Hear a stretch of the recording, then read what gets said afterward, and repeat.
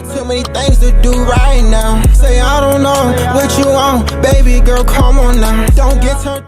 What's happening? What's happening? What's happening, man? Say how y'all feeling, man, on this Monday, man. Say y'all can see by the video, y'all can see right by the picture and stuff, man. Rest in peace, PNB Rock, man. But say the killers behind PNB Rock's murder, though. Without further ado, I ain't gotta really say too much. Without further ado, y'all like, comment, subscribe. Say, gotta get straight into it, bro. Rock's death shocked the rap game in 2022, but nobody knew how crazy the full story was. A whole family linked up to slide on Rock, and the shooter's own dad ended up going down for murder. The evidence is crazy, and today we're breaking it all down. On September 12, 2022, PNB Rock was with his fiancée Stephanie in Los Angeles to handle some business and go to a wedding. They were supposed to fly back to Atlanta that day, but unfortunately, PNB Rock didn't make it out of the city alive. PNB Rock and Stephanie decided to stop at the Roscoe's Chicken and Waffles on Main Street in Manchester for lunch. Stephanie said she had a bad feeling about the situation before they even got out of their whip. She asked PNB Rock to leave his jewelry in the car since they were in a rough area, but he didn't want to. While they were walking up to the spot, PNB Rock told Stephanie he had a bad feeling too, but said, "It's okay, we got God. God got us." Both of them felt like the situation was sketchy. You know what's crazy? She told him to leave his jewelry on. Everything happens for a reason. And that's a sign. And they already said, like, they had a bad feeling. And previously, before you said they had a bad feeling, like, she told him to leave the jewelry in the car. Like, you know what I'm saying? So, and he was like, nah, like, it's just everything happens for a reason. That just goes to show. Trust your gut. I ain't gonna pause it too much either, but trust your gut, though. But they had no idea what was about to go down. Roscoe's Chicken and Waffles is a legendary place in LA, but that don't mean it's not dangerous. And back in 2007, the gang dropped its track Murder and Raps. Today, there have been 10 murders in South Central alone. The boys in the hood said Q been gone too long. So take my advice, and I'm talking to all rappers. When you eat at Roscoe's, watch out for the chain snatchers. Take it off slow, or you might get killed. PNB Rock and his girl Stephanie went in and ordered their food. But on the way, PNB Rock stopped and dapped up a dude named Tremont Jones. Tremont Jones waited outside and called someone, and PNB Rock had no idea that he just dapped up the dude who was gonna get him killed. PNB Rock and Stephanie got their food, and Stephanie posted a photo of it on Instagram. And just a couple of minutes later, a dude in a ski mask came up. That could be a downfall too, like your significant other or people you reach. Because when you reach a certain level, I'm pretty sure we heard this before, but anyway, I'm gonna say it anyway. But anyway, when you reach a certain level, you know what I'm saying? You gotta make sure everybody you're around gotta be on point. No social media, no cameras, where your location. At least posting when you're gone. When you're gone. I'm not saying like she the reason, but you know what I'm saying? Like, yeah. To their table and up to strap with them. Stephanie said she thought he was a fan at first, but then she saw the gun and realized what was going down. The shooter put the gun in PNB Rock's face and told him to hand over all his jewelry. Then the shooter threatened to kill Stephanie and said, "If you don't give me the jewelry, I'm going to blow her head off." PNB Rock put his hands up and was gonna hand everything over, but the shooter started letting off shots out of nowhere. PNB Rock got hit, but instead of saving himself, he put Stephanie under the table to make sure she didn't get hit. The shooter hit PNB Rock 2 more times, then he started taking Rock's rings, necklaces, and watch while Rock was laying on the floor. Stephanie tried to get her phone out of her bag and call for help, but the shooter thought she was reaching for a strap. Why he on the floor though is crazy. Like, people was cruel. I ain't gonna lie. People like, that's messed up. And said, whoa, what are you grabbing? Luckily, he didn't kill Stephanie too, though. He just took her Audemars Piguet watch and ran out of the restaurant. When Stephanie testified at PNB Rock's murder trial, she said that the shooter seemed like a kid who didn't know what he was doing. And it turns out she was right. The dude who killed PNB Rock was only 17. It turns out his dad is the one who set everything up, and this is how it all went down. After PNB Rock dapped up Tremont Jones and went inside to eat, Tremont Jones called up his homie, Freddie Trone, and told him where Rock was. It's not clear if Tremont Jones knew PNB Rock personally, but he recognized him and saw all the jewelry he had on. Freddie Trone rode up to Roscoe's and met Tremont Jones outside in the parking lot. Security cameras spotted Tremont Jones passing something to Freddie Trone that was wrapped up in a towel, and the cops say it was the strap that was about to be used for the murder. Freddie Trone took the gun and left. Then about 6 minutes later, he pulled back up to the spot and his son hopped out and went inside to rob PNB Rock. After the shooting went down, Freddie Trone's son ran back to the whip and they took off before the cops showed up. Security cameras at their apartment caught Freddie Trone and his son going inside. And when they came back out, the son was wearing different clothes and carrying a trash bag. They burned the getaway car to destroy the evidence. Then Freddie Trone had a woman driving to Las Vegas so he could lay low.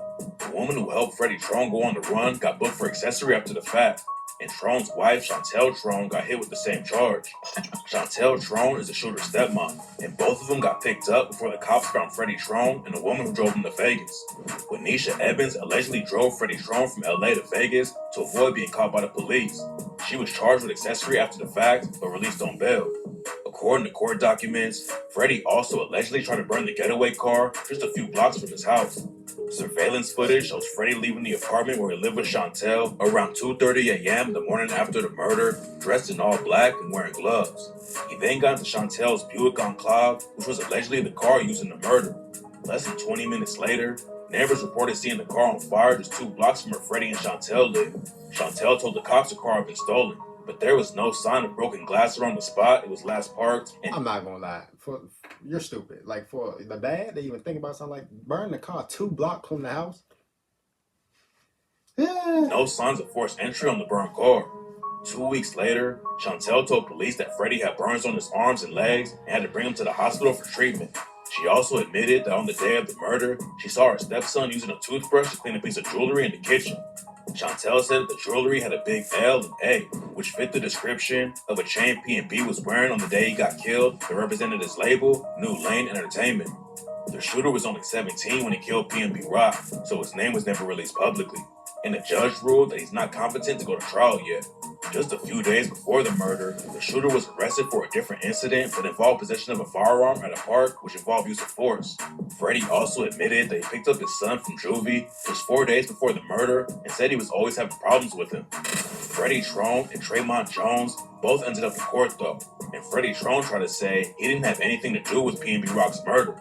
According to Freddie Trone, he met up with Tremont Jones to buy a bag of weed in the Roscoe's parking lot. Freddie Trone owns a beauty supply shop in the neighborhood, and he said that's where he went after he met Tremont Jones at Roscoe's. Freddie Trone claimed that he went back to the shop, dropped his keys on the counter, and went to the bathroom. And when he came back out, his keys and his son were both gone.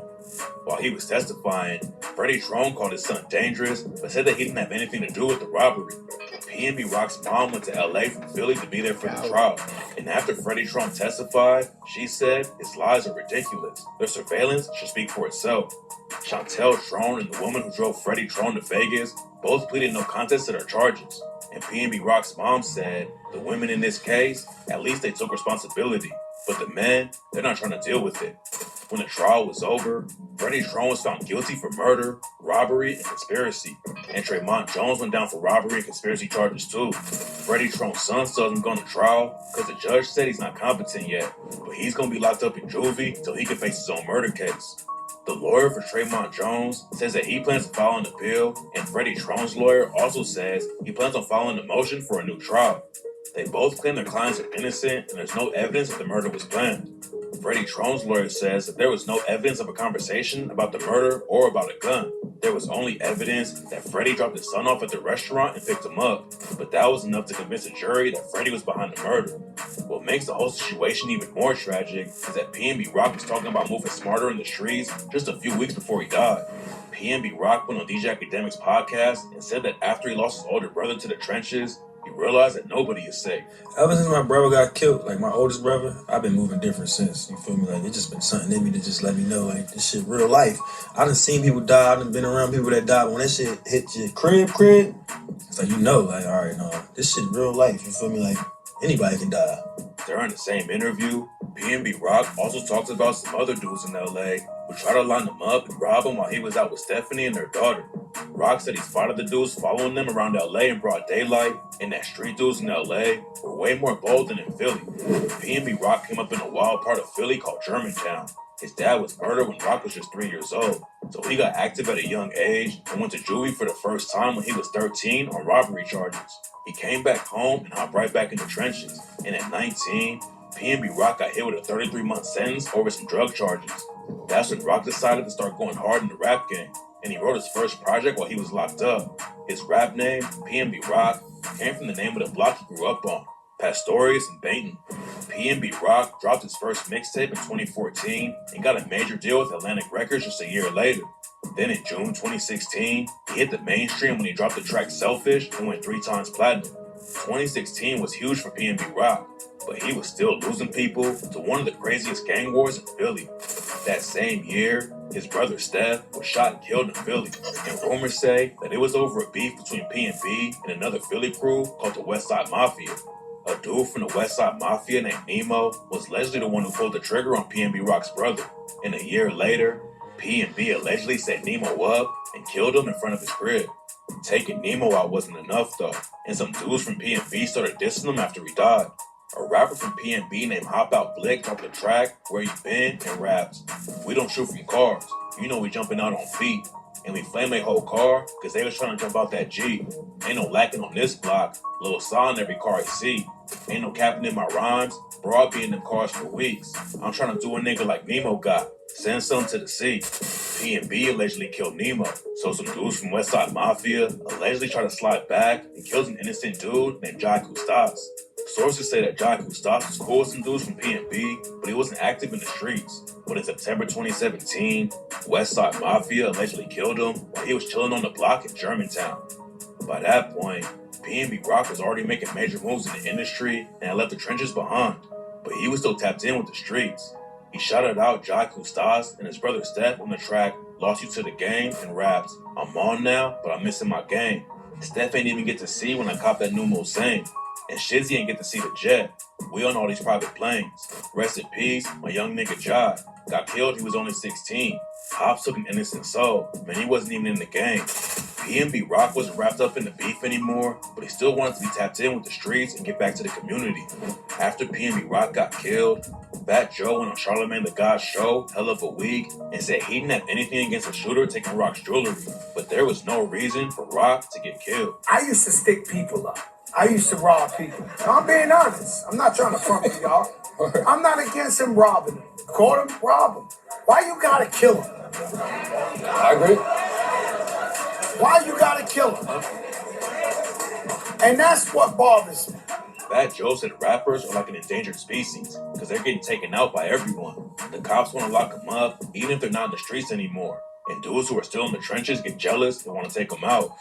French Montana even said that record labels are taking out life insurance policies on rappers because they can make millions if one of their artists gets killed. But now it's even crazier because they getting life insurance on artists. At least back then we didn't have that. Is a label signing an artist in good faith if you're taking a life insurance out on him? Nah, you praying on his death. You praying on making millions on his death. Or are they being realistic though?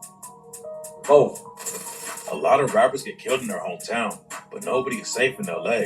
After P&B Rock died, Ice-T hopped on Twitter and said that rappers on the West Coast never wear a lot of jewelry because they know how deadly the city is. P&B Rock's fiance Stephanie had posted a photo from Roscoe's on Instagram right before the shooter walked up on them, and people started blaming Stephanie for what went down. Nicki Minaj dissed her for posting the location, and Kodak Black said that Stephanie should kill herself. Cardi B jumped in and defended Stephanie though, and said that there was no way the shooter was watching her Instagram. And according to the cops, Freddie Trone was already in the Roscoe's parking lot when Stephanie made the post on IG. Kodak and Nicki Minaj both ended up apologizing to Stephanie over the situation, and a ton of artists were showing love to P&B Rock and her on social media. P&B Rock's career had been slowing down a little bit, but he was trying to get it popping again and wanted to go independent so he could own everything he made. He dropped one independent single called Love Me Again in September 2022, but then just a couple weeks later, he was tragically killed by a teenager who was just doing what his dad told him to. It's not clear when the shooter will go to trial, but at least P&B Rock's family got some justice for him after Freddie Trone and Tremont Jones were both convicted for setting them up and getting them killed. Hopefully other rappers move differently when they go out to LA. It's a dangerous city even if you don't have money. The rap game has already lost too many artists, and wearing a lot of jewelry just puts a bigger target on your back. Rest in peace to P&B Rock. Try your new New York style pizza or any mini price pizza for Say man. Rest in peace, B&B Rock.